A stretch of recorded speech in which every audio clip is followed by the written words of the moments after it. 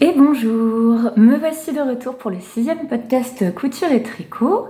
Je suis très contente de revenir, donc c'est le podcast Oh les beaux jours et moi je m'appelle Anne-Cécile.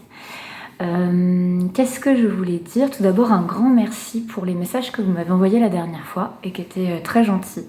Ça m'a fait hyper plaisir et ça m'a complètement motivée et pour coudre davantage et pour faire un nouvel épisode, même si à chaque fois c'est un peu dur de s'y remettre, on se sent toujours un peu bête quand on recommence. Donc je vais tout de suite enchaîner, ce sera beaucoup mieux. Alors je commence par la couture et ce que j'ai à vous montrer en premier, c'est la jupe dont je vous avais parlé et que je voulais coudre dans le cadre d'un kit que j'avais acheté chez Liz Taylor. C'est la jupe Lisette qu'elle propose donc en kit. Alors je vous la montre. Je vais bien sûr insérer des photos qui sont plus intéressantes que ça. Alors la couture de cette jupe s'est extrêmement bien passée, les instructions sont très très claires, on n'a qu'à suivre et vraiment ça se passe super bien. Pour ma part j'ai choisi de tout faire avec des coutures anglaises parce que vous savez je n'ai pas de surjeteuse et d'ailleurs je pense que je vais m'en acheter une très prochainement, je vous expliquerai pourquoi suite à un projet que je vais vous montrer ensuite. Donc j'ai voulu faire en couture anglaise, je vous la retourne pour vous montrer. Donc j'ai fait le double ourlet en bas. Donc ça c'est classique, hein, je pense de toute façon avec ou sans surjeteuse c'est quand même plus propre. Et j'ai aussi à l'intérieur fait un petit pli. Alors comment ça fonctionne? En fait c'est deux trapèzes que vous allez coudre ensemble et il y a un système de coulisses pour faire passer l'élastique qui est très bien pensé.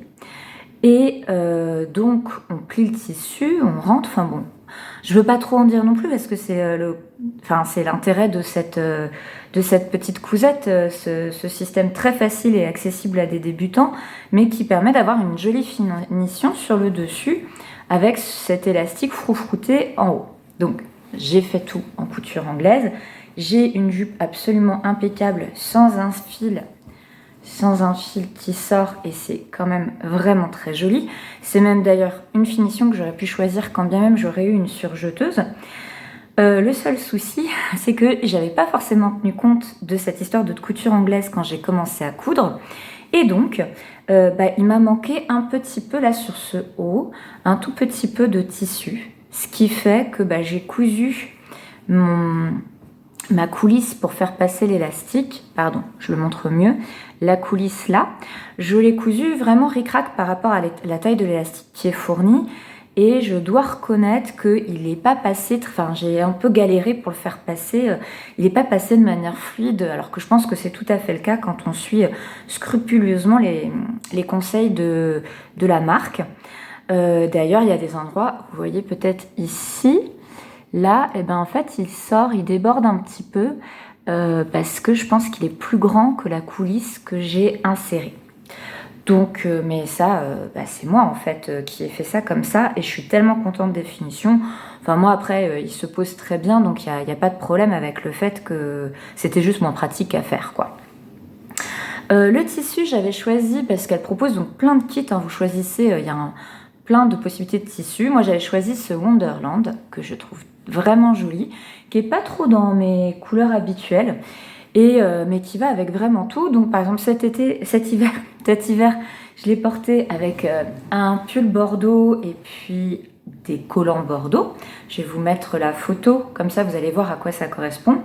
Et c'était sympa, et je pense qu'en été, avec un petit t-shirt, ce sera joli.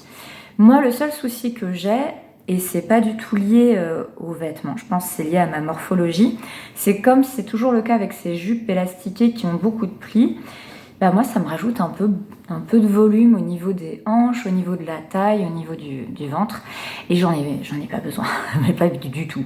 Et donc si je mets en plus un pull par-dessus, c'est pas hyper flatteur à la silhouette. Donc j'évite de le faire. Et c'est pour ça que je pense qu'avec un petit t-shirt un peu rentré qu'on fait vite fait blouser, ça sera plus joli. Et je pense que c'est plus comme ça d'ailleurs que ça a été prévu.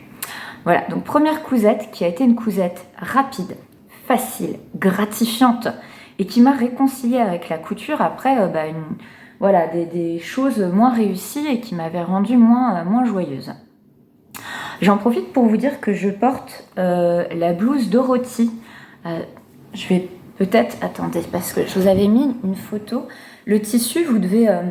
voilà, là vous la voyez bien. Sur le côté... Et attendez, j'essaie... Alors, je vois pas du coup comme j'ai... Mais j'imagine là vous voyez. Hop. Et c'est la blouse Dorothy de Slow Sunday Paris. Et j'en étais pas hyper contente quand j'avais fini de la coudre parce que elle plissait pas mal, tout ça. Et au final, bah si, elle tombe bien. Il a fallu peut-être la laver 2-3 fois, peut-être qu'elle se positionne. Et maintenant, ça fait vraiment... Là, le tissu est très, très fluide, elle est vraiment agréable à porter. J'en suis hyper contente. Et elle est facile à faire. Donc, je le recommande. Moi, j'ai juste un souci. Regardez, je vais vous montrer. C'est ici. Est-ce que vous voyez bien? Ouais, j'essaie de me rapprocher. Ah, j'aurais pas dû la mettre en fait, c'est pas pratique. Voilà, si là vous le voyez bien.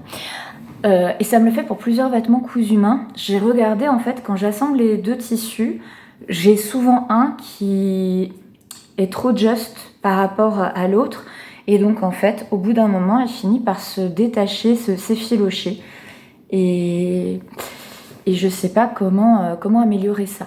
Si vous savez me dire, moi j'ai beau essayer, pourtant à chaque fois j'ai l'impression que je les ai bien positionnés comme il faut, mais sur toute la couture qu'on va faire, il y a un moment où je sais pas, le tissu c'est un peu plissé ou quoi, et ça me le fait pour ça, ça me le fait pour une combi que j'ai cousue dans un tissu Liz Taylor noir qui est hyper joli. Et du coup c'est un peu dommage quoi, parce que alors on rattrape, hein, on fait des petites coutures à la main, ça reste quand même pas tout à fait invisible, c'est un peu regrettable. Voilà, donc les petits soucis de couturière. Donc première cousette, je vous ai montré. Deuxième cousette, on est dans la continuité des jupes et j'ai cousu, alors c'est adorable, pour mes nièces. Tac tac tac tac tac. Une petite jupe, et là, attendez, non mais on voit pas bien du tout, là je vais faire comme ça, voilà. Des petites jupes élastiquées. Alors, ces petites jupes élastiquées, j'en ai fait deux, j'en ai fait une qui est censée être en taille 6 ans, je pense. Alors, ma nièce, elle a 4 ans, mais elle est grande, et puis elle est, voilà, c'est une petite fille qui je sais pas comment le tourner, qui est en forme, qui va bien. Elle est toute mince, mais elle a un gabarit plus que son âge. Et sa grande sœur aussi. Donc la grande sœur, j'ai fait du 10 ans. Et j'en suis très contente. Alors, qu'est-ce que je peux vous dire? L'élastique, qui est un bonheur tout doré. Voilà. Je l'avais acheté au CSF il y a 1 an et demi sur le stand Icati qui proposait des élastiques comme ça. Et c'est vraiment trop chouette. Le tissu vient de chez Mondial Tissu à côté de chez moi. Et j'adore ces petites pâquerettes sur un fond rose, c'est trop joli. J'ai utilisé des systèmes de couture anglaise partout pour avoir de jolies finitions. Pour l'élastique, je l'ai cousu avec un double rentré. Donc je vais vous expliquer comment j'ai fait. Donc j'ai été voir le tuto de Marion Blush, que je peux peut-être essayer de mettre quelque part en barre d'infos. J'ai pris les mensurations que ma belle-sœur m'avait pas donné. Comment j'avais fait? J'avais regardé peut-être sur un tableau de mensuration, puis comme j'ai des enfants qui ont le même âge, je me suis un peu aussi, voilà. J'ai bidouillé. Et puis j'ai posé l'élastique avec la jupe. J'avais donc froncé évidemment, hein, et beaucoup froncé. J'ai fait une première couture en haut, plus en haut, c'est ça. Donc une première couture qui était là, avec la jupe comme si elle partait à l'envers. Puis j'ai retourné le tissu. Et là, j'ai fait la deuxième couture ici pour fixer l'élastique avec le tissu. Ce qui fait que à l'intérieur, c'est des finitions qui sont ultra propres. Et je viens de voir que j'ai un fil qui a sauté. Très bien. Et que, voilà, puis je crois que ça solidifie aussi peut-être un peu le truc, c'est pas mal. Donc j'avais fait ça pour mes 2 nièces parce que ce sont les grandes sœurs du petit bébé qui va naître bientôt. Et j'aime bien l'idée quand on fait un cadeau pour le bébé qui va naître, qu'on fasse aussi quelque chose pour les frangins, frangines qui sont là, parce que c'est pas toujours facile, même si elles sont hyper contentes, hein, c'est pas toujours facile pour tout le monde dans la famille. Donc ça, c'était le 2e projet. 3e projet, pour mon petit bonhomme, le 2e, j'ai fait la même couture que j'avais fait pour l'aîné précédemment. Donc là, je vous montre rapido. C'est le Sweet Phoenix de Fibre Maude, toujours dans ce tissu que j'avais acheté sur le site d'Icati, qui est un tissu marinière en jersey de super qualité. Vraiment, il est magnifique ce tissu, hyper résistant, et d'ailleurs il tient bien dans le temps aussi, il s'abîme pas. Donc voilà, j'ai pris ça et j'ai tout cousu donc avec ma machine à coudre qui n'aime pas coudre le jersey. Elle aime pas ça du tout. Et je me suis retrouvée avec des problèmes au niveau de certains endroits. Je peux pas vous les montrer. Ah si, là je peux, regardez, vous voyez. Et sinon je vais essayer d'insérer parce que j'avais fait des photos avant. Donc là vous avez sur le bas, vous voyez. Et puis sinon je vais vous montrer aussi en insérant la photo. Et alors bien sûr, hein, c'est un vêtement pour un enfant. Mon garçon, il a 4 ans, il s'en fiche complètement. Mais ça m'embêtait, je trouvais que c'était pas très joli. Donc, comme j'ai commencé la broderie, je me suis mise à broder et à faire des broderies de petits poissons dessus. Pour le meilleur et pour le pire. Donc, j'ai commencé avec ici. J'ai fait 3 petits poissons. Donc celle-ci, c'est ici, là, c'est le poisson qui cache. Je sais pas si vous voyez. Et puis j'ai fait 2 petits copains en haut qui se baladent. Alors, clairement, ceux qui aiment la broderie doivent être en train de pousser des hurlements. Hein. J'ai bien conscience qu'on n'est pas sur un chef-d'œuvre. C'est pas hyper joli. Enfin voilà, c'est pas très joli. Mais c'est coloré et c'est mignon. Et puis surtout, j'étais hyper contente de faire ça. C'était rigolo. Donc j'ai fait ça ici. J'ai fait la même chose parce que j'ai eu le même problème sur l'autre manche, évidemment. Là, je crois que je les ai un peu mieux réussis. Parce que l'autre, là, c'est un...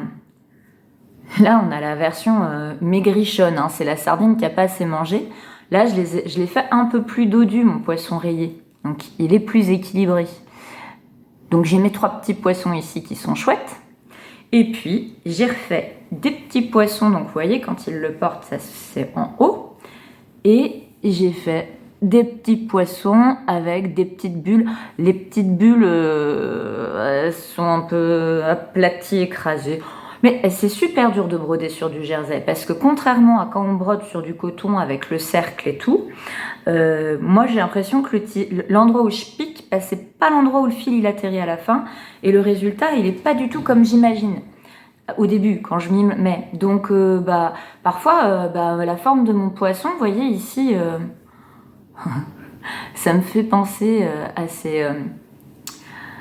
à ces hiéroglyphes ou ces résultats un peu bof hein, quand même.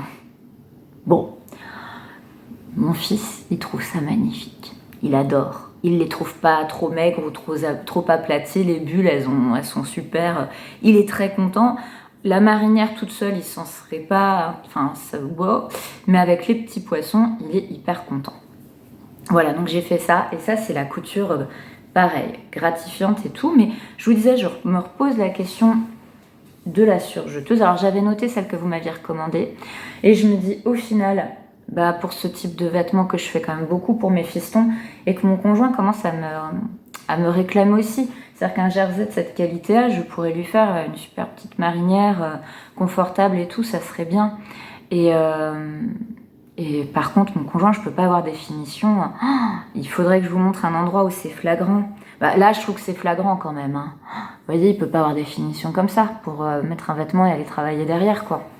Donc bon, voilà, je me dis, j'ai une de mes meilleures copines qui est couturière comme moi, et depuis le même temps que moi, qui s'est acheté là sa surjeteuse.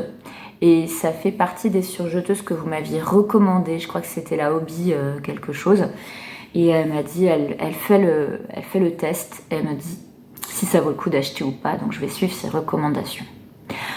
Le 4e projet couture que j'ai fait et que je voulais vous montrer, en fait je me suis vraiment motivée pour faire cette vidéo maintenant parce que j'ai acheté au début du mois de mars, le magazine Marie-Claire Idée. Et il est vachement bien, le magazine Marie-Claire Idée de ce mois-ci. Et la cousette que j'ai faite vient de ce magazine. Alors je vais vous montrer. Dans le magazine, il s'agit donc du chemisier... je sais plus, le chemisier quoi ah voilà. Donc, c'est le chemisier Castille. Alors bon, la mannequin est ravissante, elle a l'air trop branchée, tout ça.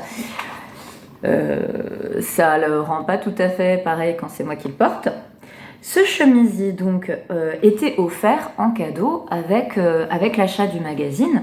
Donc vous alliez sur le site de Cousette, puisque c'est pas du tout Cousette, de Promode, puisque c'était Promode qui était partenaire et qui proposait ça. Et vous n'avez plus qu'à télécharger le patron, imprimer, et voilà, vous l'avez. Le magazine, il coûte pas très cher, pas très cher. Non, moi je trouve pas ça très très cher. Il coûte dans les 5,90 €. Et dedans, il y avait ça qui était hyper joli. Il y avait aussi ce petit tricot que je trouve ravissant. Et il y avait enfin, alors moi j'en fais pas du tout. Enfin, il y avait plein de choses hyper jolies, hein, des projets de broderie. Enfin, je pense pour les brodeuses, il y a moyen de s'éclater. Moi, je n'en suis pas là du tout de ma vie de brodeuse, mais donc par exemple des petites choses comme ça, super mignonnes. Plein d'idées de déco ici. Moi, j'aime bien parce que ça me donne des envies et des idées. Et alors, est-ce que je vais vous retrouver ce truc au crochet? Alors moi, je fais pas de crochet, donc je risque pas de le faire. D'autant que je pense que c'est quand même un petit peu compliqué. Oh, mais regardez, c'est trop mignon. Oh non, mais vraiment. Alors, franchement, j'ai failli me mettre au crochet pour pouvoir faire ça pour la naissance du petit bébé, de mon petit neveu, en me disant, non mais c'est adorable à offrir. Regardez, on voit ici. Ça, pareil, on vous apprend à faire ça. Non mais il y a plein... C'est une pépite, celui-ci. Je vous le dis, il est vraiment bien.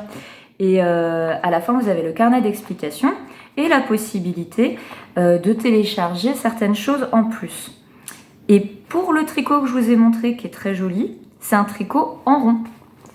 Parce que souvent dans ces magazines-là, les tricots étaient encore des tricots à plat, et là, il est en rond. Et il n'a pas l'air bien compliqué, hein, objectivement, mais je crois quand même que c'est avec des manches montées. Et puis il y a un petit bidule là. Et il est très sympa, je le trouve vraiment joli. Donc c'est pour ça que je vais vous montrer le magazine, parce que moi donc j'ai fait la chemise Castille, que voici. Oh, vous ne me voyez plus. Dans ce beau tissu, alors je vais essayer de faire une petite vidéo et de me filmer et de vous insérer une vidéo pour que vous voyez vraiment comment ça rend, parce que je pense que ça, voilà, ce sera plus parlant que je vous montre le truc comme ça. Alors j'avais commandé ce tissu sur le site Églantine et Zoé, et j'avoue, il s'intitule Nude. C'est oh là là, Sterala. Je crois que c'est le nom d'une fleur. Si je retrouve le nom du tissu, je vous l'écris, promis. Mais vous le retrouverez bien dans ces collections, sans problème. Et donc, il était marqué nude. Et moi, vraiment, là, je pense que vous le voyez un poil plus clair que ce qu'il est vraiment. Il est franchement saumon. Saumon pâle, hein, mais saumon. Et je voulais me faire une petite robe. Et quand je l'ai vu, je me suis dit, non mais si je m'habille intégralement dans une robe avec ça, je vais ressembler à un petit cochon. Et ce sera pas très joli de ressembler à un petit cochon. Alors je me suis dit que j'allais en faire un chemisier, d'autant que je me souvenais que c'était Tiffen de Tif Bricole qui s'en est fait un chemisier de ce tissu. Alors elle, quand elle le met, elle est magnifique, il y va très très bien. Donc je me suis dit, nickel, on y va. Et bon, le résultat, il est sympa. Le tissu est extrêmement fin et fluide. Il est un peu transparent. Tenez, est-ce que vous voyez? Ouais, là vous voyez un petit peu, il y a quand même un peu de transparence. Ce qui est joli. Mais pour une robe, il aurait fallu tout doubler. La flemme. Donc je n'ai pas voulu tout doubler et je me suis dit qu'un chemisier, c'était bien. Vous voyez, il a un dos qui est assez large, avec des manches qui sont tombantes. Ça fait des manches qui vous tombent et tout, c'est vraiment joli. La coupe est chouette. Pour la couture, je m'en suis vue, mais vraiment vue. Il existe, alors les instructions, elles sont minimalistes. Vous devez, pour tous ceux qui ont l'habitude de coudre des coutures de type Burda et compagnie, ça vous choquera pas. Moi qui suis pas habituée et qui coud avec des gens qui vous prennent par la main et vous montrent tout, j'ai vraiment beaucoup souffert. Il y a une vidéo qui est proposée sur le site ProMode et à laquelle vous pouvez accéder même sans avoir acheté le patron ni rien. Donc vous pouvez peut-être regarder. La vidéo, elle est expéditive. Hein. Elle vous dit ce que vous faites au fur et à mesure, mais sans expliquer les difficultés particulières. Et surtout, elle utilise un tissu bleu marine. En fait, on voit rien. On voit rien. Donc ça m'a pas beaucoup aidée et ça fait que je me suis retrouvée un petit peu à me dire que il fallait s'accrocher. Et l'endroit où j'ai eu du mal, c'est le col. Le col, il n'a l'air de rien. Je peux vous dire que je m'en suis vue des ronds de chapeau pour ça. Et parce que j'ai pas un niveau de couture excellent, tout simplement. Hein. Mais le tombé est sympa. Je vais vous montrer le genre de choses que personne ne verra sauf vous. Ah, le boudin hyper gracieux là, c'est cadeau. Et là, vous voyez peut-être tout. C'est pas super. C'est pas super. Mais franchement, porter ça se voit pas et le résultat il est quand même joli. Donc j'ai beaucoup aimé. Je trouve que les tissus sont d'une qualité Églantine et Zoé extraordinaire. C'est la première fois que j'en ai acheté un. Et alors, c'est on dirait de la soie, enfin, pas le côté brillant de la soie, hein, mais la souplesse, le toucher tout doux et tout. Et pourtant, vous le cousez, ça ne glisse pas, ça ne bouge pas, c'est top. Voilà, ça c'était cool. Et j'ai fini pour la partie couture. J'enchaîne avec la partie tricot. Alors, dans la partie tricot, j'ai tricoté le petit pull cadeau de naissance pour mon neveu. Vous le reconnaissez dès que je vous le montre. Et là, j'ai pas rentré les fils. Vous en avez un petit là. Ouf. Et voilà. Et vous en avez encore un petit là. C'est un pull, le pull Ta vie de Long avec Anna que moi j'adore vraiment, que j'ai fait en 1 an. Dans des fils de Katia, hein, que j'ai, ce fameux fil que j'ai utilisé aussi pour les pulls de mes enfants. Il me restait plein de trucs et j'étais... très contente de pouvoir finir tout ça. Je le trouve très joli. Il sera très bien pour cet hiver. Il ne m'a posé aucun problème. Et ça vient du livre de Long avec Anna, tricoté en couleur. Pour ceux qui n'ont pas regardé peut-être les épisodes précédents et qui ne savent pas du tout de quoi je parle. C'est son pull. Alors que vous pouvez faire, normalement, il se présente comme une marinière classique. Donc avec une couleur, puis une autre. Puis voilà, juste une couleur contrastante. Mais moi, je trouvais que de faire un petit truc tout rayé, c'était mignon comme tout. Et je suis sûre qu'il sera trop chouchou, ce petit bonhomme. Voilà, et je continue dans mes projets pour sa naissance, dont je vous parle pas trop tout de suite, parce que j'attends d'avoir fini, d'avoir des vraies choses à vous montrer. J'ai tricoté aussi pendant les vacances de février une Sophie Scarf. Tac, tac, tac, tac, tac. Dont je suis très contente. Voilà, que j'ai tricoté dans un pull... une laine. Comment elle s'appelle cette laine? Ah oui, c'est la laine Petite Chérie de Mamie Factory. Cette laine, donc j'ai pris coloris bleu marine, qui est bleu marine. Et alors vous voyez, hein, la Sophie Scarf, beaucoup de gens l'ont tricoté, donc je m'appesantis pas plus que ça dessus. On fait des augmentations d'un côté. C'est tout en point mousse et il y a un système ingénieux qui permet de former un I-cord au fur et à mesure. Je pense que c'est un I-cord, je suis pas sûre. C'est très joli. Moi j'ai rajouté des petits pompons parce que je trouvais ça mignon. Et voilà. Cette laine, je l'avais achetée il y a un petit bout de temps. Je m'étais tricoté un pull qui avait beaucoup de torsades et de motifs. Et ce pull a bouloché, mais vraiment horrible, tout de suite. J'avais pas fini de le tricoter qui boulochait déjà, il feutrait.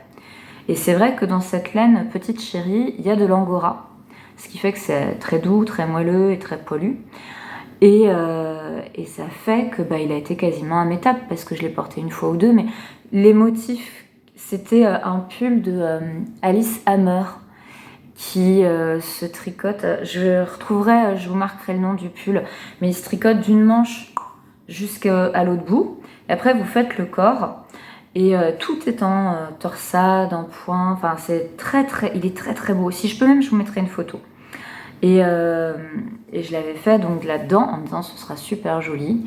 Et je l'ai quasiment pas porté. Et il me restait un petit peu de laine, donc j'ai décidé d'essayer d'en faire cette écharpe qui là, pour le coup, ne feutre pas du tout. Donc je pense que c'est une question de points. Je vous invite donc à ne pas faire des points ou des torsades ou des choses comme ça avec cette laine. Voilà, j'ai fini avec la partie tricot. J'ai un encours dont je peux vous parler, qui est un encours très agréable. J'ai pas eu une période hyper agréable ces derniers temps parce que plein de soucis de santé, familiaux, des petits aléas de la vie qui font que la fin de l'hiver n'a pas été chouette. Et au bout d'un moment, j'avais tellement pas le moral que je me suis réfugiée dans un pull doudou. Et ce pull doudou, ça a été celui-ci. Donc le Pink Fizz de Andrea Mori. Je crois que c'est elle, Andrea Mori. Oui, c'est elle, Andrea Mori. Je sais pas pourquoi j'ai hésité. Donc qui est un très joli pull, qui est un pull assez loose avec deux grands pans de dentelle de chaque côté. Et j'ai abandonné donc le petit gilet dont j'avais besoin, mais c'est pas grave, pour finalement me le tricoter. Hop, je l'ai tricoté en gris. Alors, je ne sais pas si vous voyez, j'ai déjà fait la séparation des manches et donc je suis sur les enfin là je fais le demi devant, après je ferai le demi derrière. Il se tricote de bas vers le haut et je le tricote surtout dans des laines incroyables puisque j'utilise donc un mohair qui est le mohair de Loli la Fée, qui est le coloris perle et qui est vraiment hyper doux, hyper poilu et très chouette. Et ça, c'est la Fée Fil et c'est une de ces laines qui mélange plusieurs choses, je vais vous dire quoi, dans un coloris qui s'appelle Sardine Frétillante, qui est un super joli gris dans lequel il y a des petits reflets un peu violet, vraiment très joli. Et je vais regarder si j'ai les étiquettes. Ouais, j'ai l'étiquette. Ouais, je suis contente. Donc ça, c'est l'étiquette de la Fée Fil. Et donc, il y a 70% d'alpaga, 20% de soie et 10% cachemire. Voilà. Ça, c'est l'étiquette de Loli la Fée. Avec, donc, derrière, les certificats, notamment, donc, cruelty free, RMS. Je ne sais pas ce que ça veut dire. Et donc la traçabilité jusqu'à la ferme. Tout ça. Donc il est trop chouette et il est doux. Et la dentelle est très facile à mémoriser et à faire. C'est hyper... je sais pas, moi ça me fait du bien. Après, je sais que dans mon rapport au tricot, j'ai un côté un peu... ça me détend et tout. Et c'est vrai que là, j'étais éprouvée et j'étais vraiment contente de trouver du bien-être et de la détente dans ce pull-là. Voilà, c'est tout pour mes projets de ce mois-ci. Je pense que je n'ai pas grand-chose... Enfin, de ce mois-ci, de cette tranche-là. J'ai pas grand-chose de plus à vous dire. Merci d'être toujours là pour ceux qui m'ont tenu compagnie jusqu'au bout. Et puis, à très bientôt.